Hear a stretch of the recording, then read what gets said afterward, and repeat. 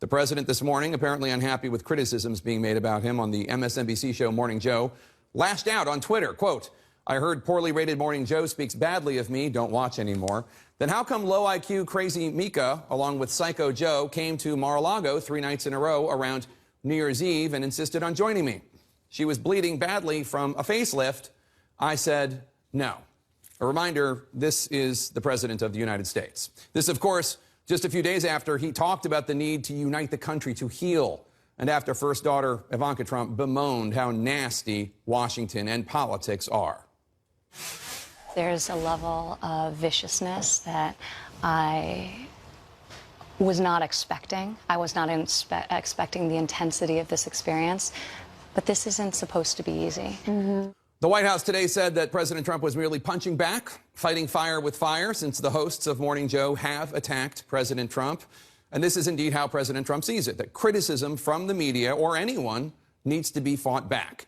It has been very clear ever since the Trump campaign banned reporters from the Des Moines Register from attending his events back in 2015 because Mr. Trump didn't like some of the editorials the newspaper wrote, that he has a problem with criticism. This president, who first came to political prominence, by the way, by questioning whether the first African-American president was born in Africa and thus ineligible for the president. He wasn't. He's made it clear that he'll do everything he can to undermine anyone seeking to hold him accountable, whether the FBI director or the media. Just since Monday, the president on Twitter has attacked CNN, NBC, CBS, ABC, the New York Times, and the Washington Post. They are all fake news, he tweeted. That's just since Monday. Now, the White House today complained that we in the media focus too much on his tweets, suggesting that we cover them disproportionately, citing a conservative organization's study of how many minutes have been spent covering different topics. You can't say that you want to talk about policy and then you look at the numbers and they just don't lie.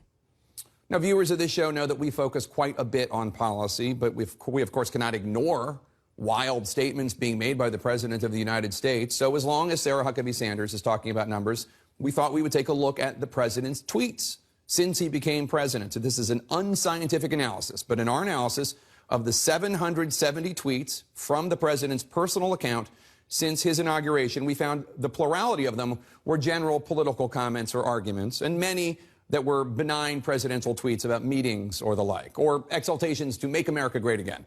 But in terms of specific issues, roughly 85 tweets were attacks or complaints about the press. This compares with about 67 tweets specifically about jobs, using the word jobs, and roughly 27 tweets about veterans or the military. Now, those are the numbers in our analysis, our best good faith effort to categorize all the president's tweets. Now, about his tweets this morning, the White House today said that the personal attack on the appearance of Mika Brzezinski was exactly why he is the president. I think the American people elected somebody who's tough, who's smart, and who's a fighter, and that's Donald Trump. And I don't think that it's a surprise to anybody that he fights fire with fire. The American people elected someone to fight, yes, but to fight for them.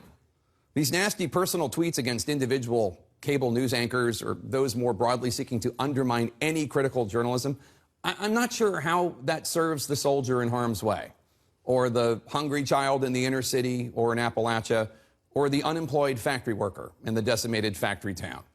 85 tweets attacking the media, 67 about jobs, 27 about troops and veterans? Really? The numbers just don't lie.